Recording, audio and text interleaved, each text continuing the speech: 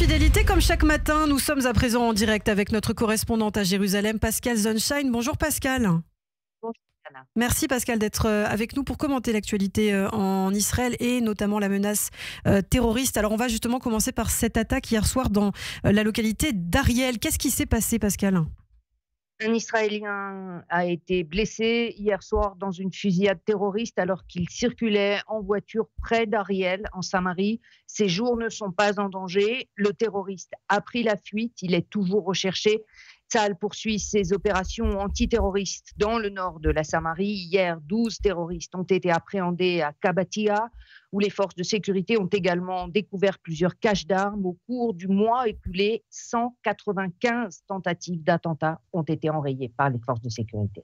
Alors par ailleurs, au niveau de la Judée-Samarie, toujours apparemment, un responsable du djihad islamique a été éliminé dans la ville de Toubas. On en a beaucoup parlé d'ailleurs dernièrement Pascal. Oui, là, il s'agit donc justement de la poursuite de ces opérations antiterroristes des forces de sécurité israéliennes dans le nord de la Samarie, une opération qui a débuté à la fin du mois de décembre et qui concerne la zone de Toul-Karem, Toubas, Jenin et donc maintenant aussi Kabatia. Progressivement, les forces de sécurité avancent vers d'autres localités palestiniennes où se réorganisent des infrastructures terroristes. Alors, l'autre titre de l'actualité, c'est aussi ces nouvelles qu'on a. David Nathan Or, le petit ami de Noah Argamani, apparemment, il serait en vie, Pascal. Oui, première confirmation de vie pour Avi Nathan Or, qui avait été capturé avec sa compagne Noah Argamani au Festival Nova et dont on était sans nouvelles depuis. C'est en fait le recoupement de témoignages d'otages libérés depuis le mois de janvier qui a permis de confirmer que le jeune homme était détenu dans un camp du centre de la bande de Gaza dans des conditions extrêmement dures. Sur les 24 otages considérés vivants, on a maintenant des preuves de vie pour 19 d'entre eux. Les 35 autres sont décédés ou ont été tués en captivité. Et d'ailleurs, on a entendu ces derniers jours plusieurs otages, ex-otages, qui ont raconté leurs conditions de détention toujours terribles. On en apprend à chaque fois de nouvelles, Pascal, la nouvelle condition, la manière dont ils ont été traités par le Hamas. Oui, et notamment à l'exemple du témoignage de Omer Benkert au début de la semaine, qui a aussi expliqué, outre évidemment ces conditions de détention épouvantables, de torture physique, psychologique, dont on a déjà parlé, aussi du fait qu'ils soient affamés par leur geôlier.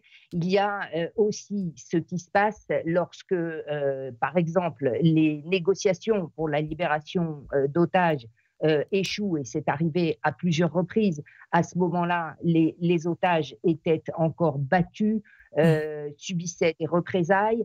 De la même manière aussi, c'est ce qu'a raconté Omer Benkert, quand des soldats de Tsahal s'approchaient du lieu où il était détenu, les terroristes braquaient leurs armes contre lui, menaçant de le tuer à tout instant en cas de tentative de sauvetage par les soldats de Tsahal. Donc des conditions aussi psychologiquement insupportables pour les otages. Et c'est dans ce contexte que des négociations ont lieu, toujours en ce moment, au Qatar notamment. Est-ce qu'on a des nouveautés sur les pourparlers, Pascal ? Alors, ce qu'on sait pour l'instant, donc les pourparlers continuent à Doha. La délégation israélienne qui était arrivée dimanche soir est toujours sur place. Les pourparlers se poursuivent sur la base de la formule de compromis proposée par Steve Witkoff, l'émissaire du président Trump, à savoir prolongation de la trêve de 60 jours en échange de la libération de 10 otages vivants. Mais même ce dispositif rencontre des difficultés. À partir de là, les informations en provenance du Qatar sont contradictoires. Certaines sources parlent d'un accord intérimaire avec la libération de quelques otages, donc moins de 10, en échange de la reprise de l'aide humanitaire et de la libération par Tsahal de dizaines de terroristes. D'autres sources évoquent un accord séparé si les négociations globales échouaient, Steve Witkoff envisagerait de ne demander que la libération des otages américains. Mais toutes ces informations doivent évidemment être prises avec la plus grande prudence. Et puis on parle aussi de reconstruction de la bande de Gaza. D'ailleurs, on a appris que pendant la durée du cessez-le-feu, ce sont des dizaines de milliers de camions, 20 000 camions d'aide humanitaire qui sont entrés dans la bande de Gaza, Pascal. 25 000 camions, très exactement, qui sont entrés à partir du 19 janvier dans la bande de Gaza, dans le cadre de l'accord qui avait été conclu, à savoir 600 camions d'aide humanitaire par jour. Donc évidemment, une quantité qui dépasse largement les stocks nécessaires au quotidien pour la vie des Gazaouis, ce qui permet d'estimer qu'il y a encore des réserves sur lesquelles ils peuvent tenir tant que cette aide humanitaire ne reprend pas.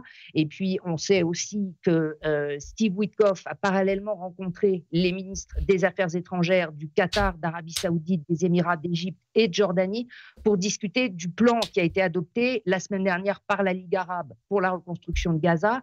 C'est un plan qui est une réponse à celui de Donald Trump pour le territoire palestinien. Les pays arabes qui s'opposent au projet américain de déplacer près de 2 millions de Gazaouis. Et hier, on a entendu Donald Trump affirmer que personne ne va expulser de Palestiniens. Alors, comme d'habitude, il s'agit d'interpréter les petites phrases du chef de la Maison-Blanche. Est-ce qu'il renonce à son plan ou est-ce qu'il veut simplement dire que l'émigration sera volontaire et pas forcée? Là aussi, c'est encore la dynamique du processus de négociation. Alors, par ailleurs, une petite information, vous en avez sûrement parlé hier, mais il y a un petit garçon de 4 ans qui s'est présenté à un poste militaire dans la bande de Gaza, qui aurait été envoyé par le Hamas. Rapidement, qu'est-ce qui s'est passé, Pascal ? C'est exactement ce que vous avez décrit, c'est-à-dire que le Hamas s'amuse, y compris avec ses propres enfants, qu'il envoie vers des soldats de Tsahal, en espérant que peut-être les soldats le considéreraient comme une menace et l'abattraient, ce qui évidemment ne s'est pas produit. Le petit garçon a été ramené vers les Palestiniens, mais là encore, entre boucliers humains, jeux sadiques, les terroristes du Hamas prouvent une fois encore qu'ils sont prêts à tout. Alors pour terminer aussi, on parle de ce qui se passe en Syrie. Ce sont 100 personnalités druzes de Syrie qui doivent se rendre dans les prochaines heures sur le plateau du Golan, Pascal. 100 cheikhs druzes qui doivent entrer dans la partie israélienne du Golan pour un